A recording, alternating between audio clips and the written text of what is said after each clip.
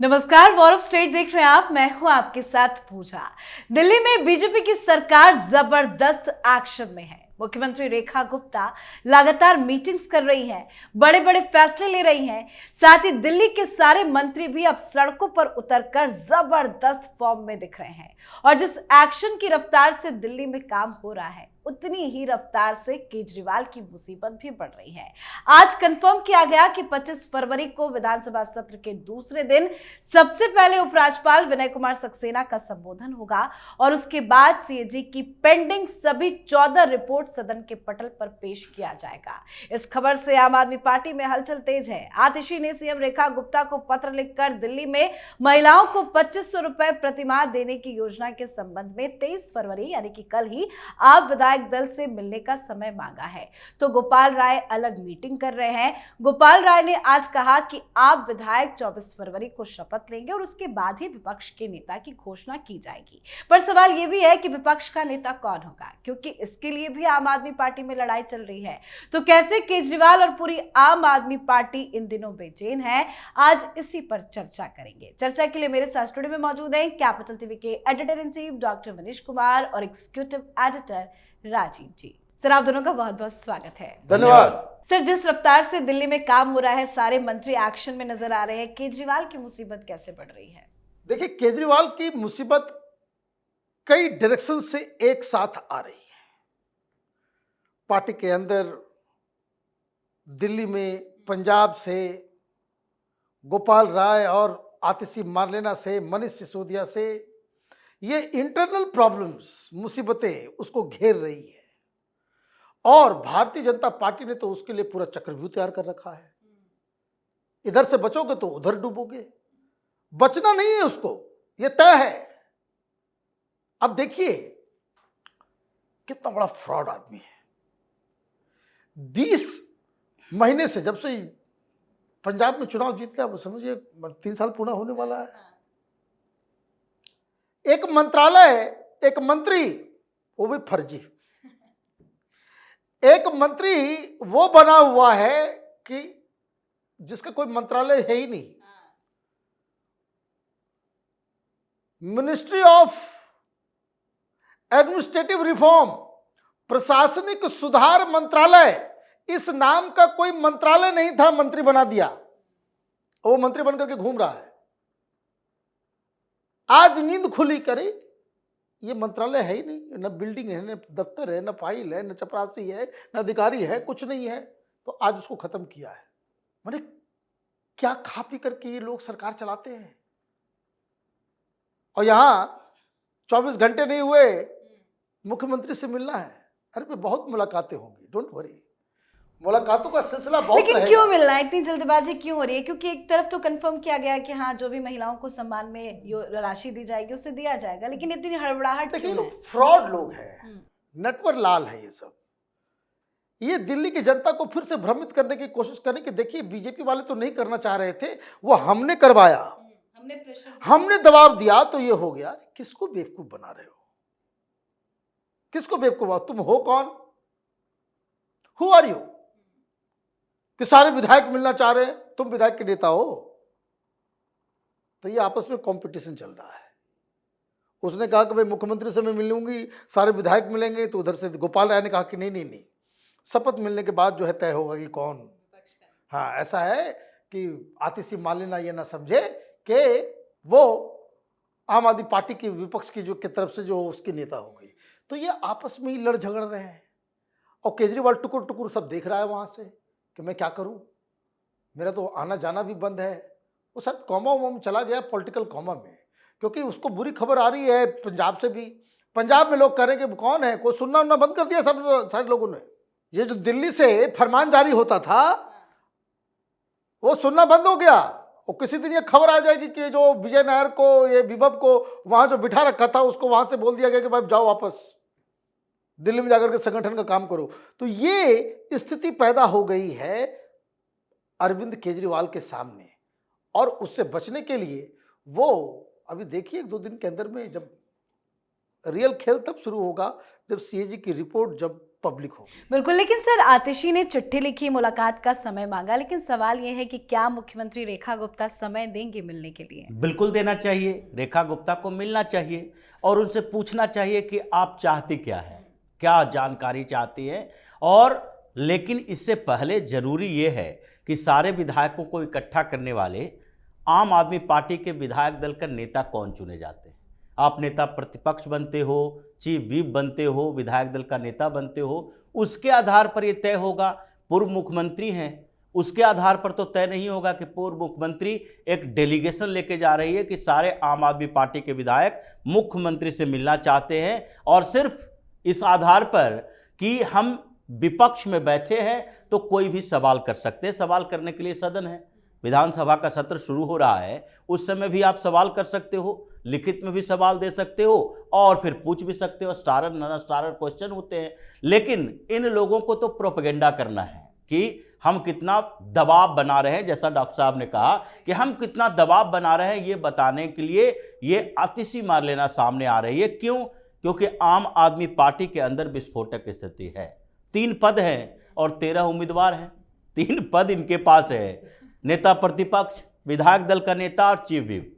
और उसमें जब मीटिंग होती है तो सवाल उठ जाता है, जैसे स्वाति मालीवाल ने एक सवाल उठाया, दलित नेता होना चाहिए। अब दलित नेता होना चाहिए, सवाल तो स्वाति मालीवाल ने उठाया, लेकिन जो दलित नेता हैं इनके, उनके मन में तो लड्डू फूटने लगे कि हो सकता है मेरा नंबर आ जाए। क्योंकि पिछली बार यही प्रेशर था जो कि राखी बिरला को बना दिया गया था डिप्टी स्पीकर, और केजरीवाल अपने बगल में बैठा के रखते थे। अब जो वरिष्ठ नेता है दलित कैटेगरी से आते हैं, उसमें से विशेष रवि हैं, 2013 से लगातार चुनाव जीत रहे हैं। कुलदीप कुमार है, लगातार 2013 से चुनाव जीत रहे हैं, और उसके बाद लोकसभा का चुनाव भी लड़वाया था आपने। मुकेश अहलावत है। अब इन लोगों को इग्नोर करो, उनके दिमाग में तो लग गया कि हमें इग्नोर किया जा रहा है, कोई पद नहीं देता। तो उसके बाद वो आगे की रणनीति बनाएंगे कि इस पार्टी में विधायक ही रह सकते हो, उससे ऊपर उठने के कोई चांसेस नहीं है। वो सारा केजरीवाल के इर्द गिर्द के लोग मलाई खा लेंगे। दूसरी तरफ सवाल ये भी उठा कि भाई मुसलमानों का वोट लिए हो, मुस्लिम नेता को भी तो बना सकते हो। अब मुस्लिम नेता 3 विधायक हैं इसके पास। अब मतीन चौधरी का बेटा जुबैर चौधरी है, वो तो नया नया कांग्रेस से आया है, उसको बनाने की संभावना कम है। इमरान हुसैन जो मंत्री रहा है, अब मंत्री रहते हुए भी उसको बिल्कुल कोप भवन में कैद करके रखते थे, बाहर में दिखता भी नहीं था। और उस स्थिति में अब उसको लग रहा है कि कोई पद अगर नहीं दोगे तो फिर हम सुविधाएं कैसे उठा पाएंगे। दूसरी तरफ एक आले मोहम्मद इकबाल है, डिप्टी मेयर आपने बनाया था, अब वो तो मोहम्मद इकबाल का बेटा।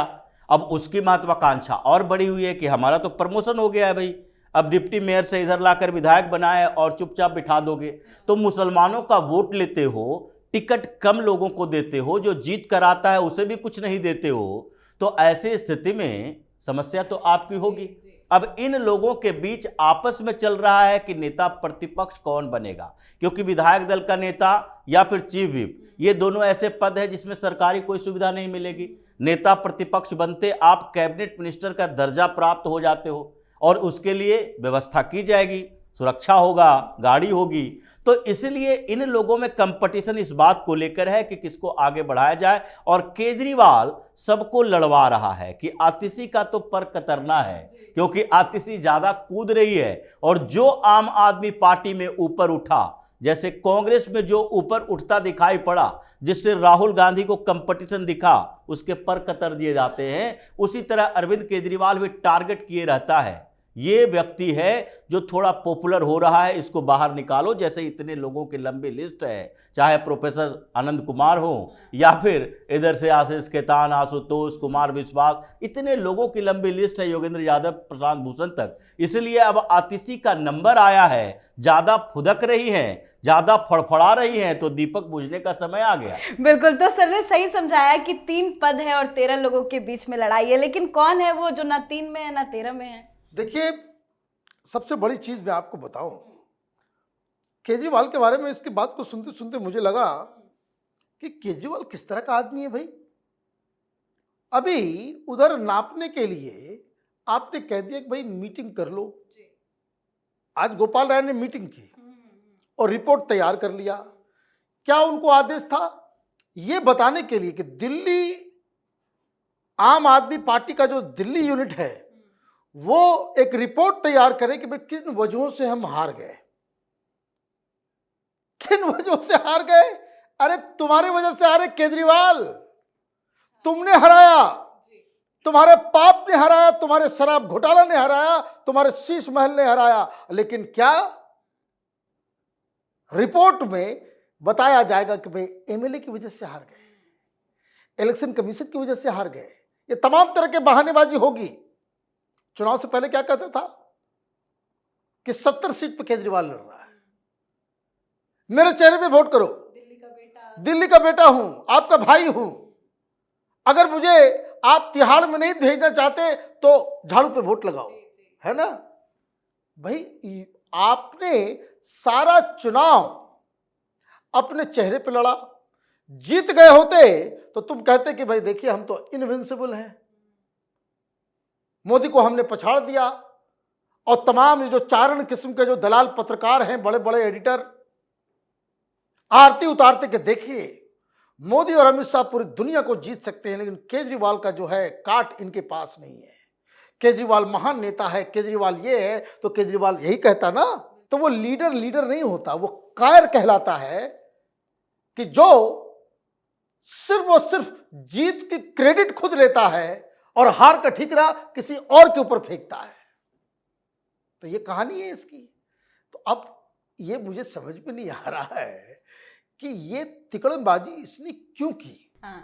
वो इसलिए की क्योंकि ये पार्टी के अंदर पाक साफ हो जाए, लोग ये कहें कि नहीं केजरीवाल तो महान थे। देखिए मेगलोमैनियक आदमी है, he is a narcissist.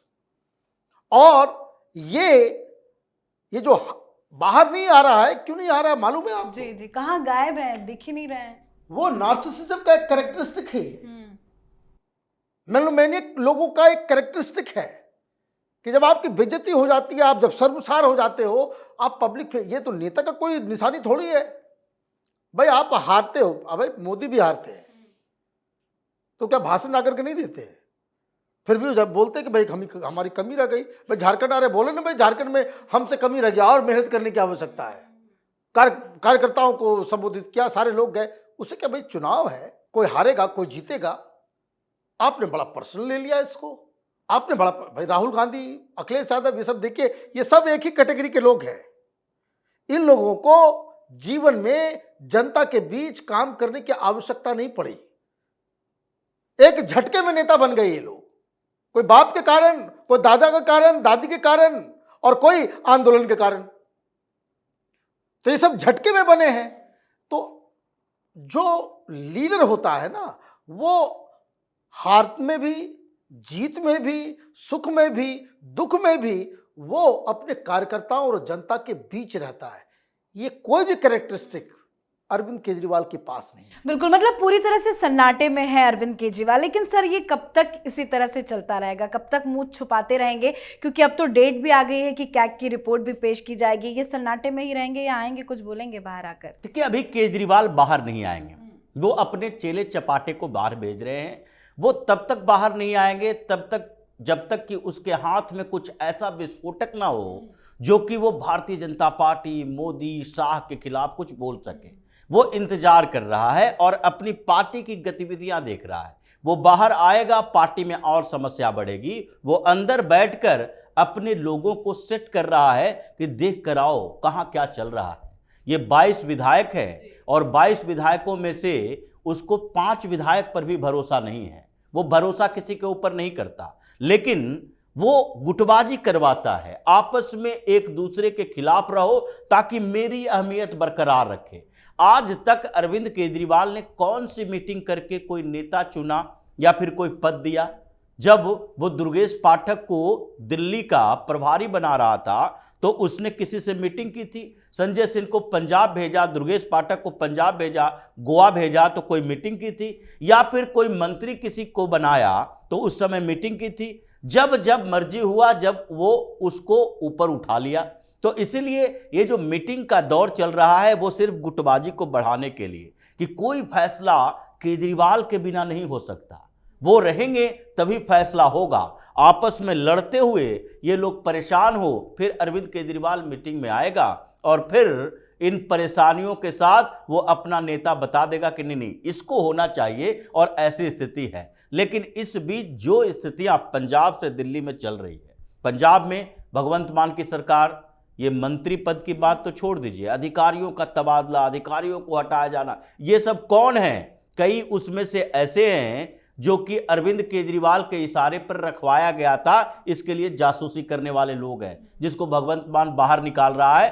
Punjab के अंदर भी विधायकों के अंदर परेशानी इस बात को लेकर है कि कभी भी ये परिवर्तन हो सकता है, मुख्यमंत्री बदल सकता है। यह स्ट्रेटजी बना रहा है कि एंटी इनकम्बेंसी से निपटने के लिए एक और साधन करो और लड़ाई झगड़ा होगी तो कुछ और नया नतीजा निकाल लेंगे। इसलिए आम आदमी पार्टी इस समय सर्वाइवल के लिए लड़ रही है और केजरीवाल बैठकर इंतजार कर रहा है कि कुछ दिन के बाद जब ये तूफान गुजर जाए तो हम बाहर निकलकर वाहवाही लें। बिल्कुल सर, बहुत बहुत धन्यवाद सर आप दोनों का। धन्यवाद। तो शपथ के बाद से ही दिल्ली में बीजेपी सरकार एक्शन मोड में है। रेखा सरकार ने साफ कर दिया है कि आम आदमी पार्टी के कार्यकाल में हुए एक एक भ्रष्टाचार का पूरा हिसाब किताब होगा। रणनीति बनाई जा रही है, हर एक चीज पर नजर रखी जा रही है। सारे मंत्री भी अब एक्शन में है और ये एक्शन अरविंद केजरीवाल की टेंशन बढ़ाने वाला है और यही वजह है कि आम आदमी पार्टी में सन्नाटा पसरा है।